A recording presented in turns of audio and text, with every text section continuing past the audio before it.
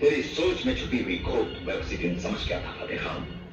तूने सोचा कि 50 लाख रुपए और 100 एकड़ जमीन के नीचे दब कर शेर खान दफन हो जाएगा, खामोश हो जाएगा, बारात लेकर वापस लौट जाएगा। तूने मेरी जिल्लत देखनी चाहिए थी, जिल्लत। इसीलिए हक मेहर का ढोंग रचाया था तूने। बाप होने के नाते अपनी बेटी के लिए हक मेहर मांगने का हमें हक था। तेरा जो हक था हमने अदा कर दिया। अब जाकर हमारी दी हुई जमीन पर ट्रैक्टर चला, उन नोटों के तकिए बनाकर चैन की नींद सो जा। कभी अपनी लाडली बेटी को जमीन दिखा तो कभी उसे नोटों की गटियां सूंघा।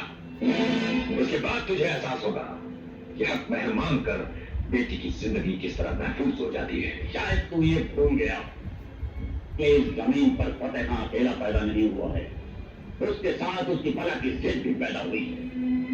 कहीं मेरी जिद किसी जिद पर आ गई तो अपनी बेटी के रास्ते में पड़े हुए बेशुमार कांटों को तो मैं अपने दामन में समेट लूंगा, लेकिन तेरे रास्ते दहकते हुए अंगारों से भर दूंगा। इतनी बुलंद आवाज में न बोल फतेह खान, इतनी बुलंद आवाज में न बोल। आवाज तो तेरी एक दिन मैं नीची करूंगा। शेर की तरह गरजने वाला बिल्ली की जबान बोलेगा। मुझे फतेह खां की दहलीज पर सर झुकाकर नाक रगड़कर मेरी बेटी फिर से मांगनी पड़ेगी। तेरी बेटी को हमने मांग भी लिया, निकाह भी किया, अपना भी लिया और छोड़ भी दिया।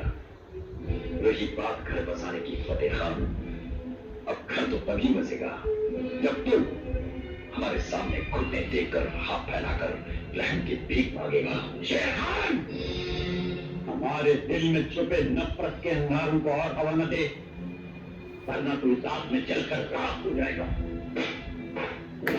सीने में दुश्मनी के अंगारे लेकर जीने वाले को आग से डराने की कोशिश न कर फतेह खान, वो दिन कभी नहीं आएगा। अगर वो दिन नहीं आएगा शेर खान, तो तेरे घर की दीवारें धूप को तरस जाएंगी। फिर हम सूरज को अपने हाथ में लेकर तेरी हवेली के आंगन में रोशन कर देंगे और तुझे कहेंगे कि देख आज जो दिन निकल आया, फिर तुझे नाक रगड़ने के लिए हमारे सामने झुकना पड़ेगा। एक पहाड़ का नाम है शेर खान, और पहाड़ न किसी के सामने चलकर जाते हैं, न किसी के सामने झुकते हैं। अगर ऐसा हुआ तो हम उस पहाड़ को जड़ से उखाड़ कर फेंक देंगे, जड़ से उखाड़ कर फेंक देंगे। फतेह खान, इस पहाड़ की जड़ की तलाश करते करते तेरी नस्लों की नस्लें खत्म हो जाएगी।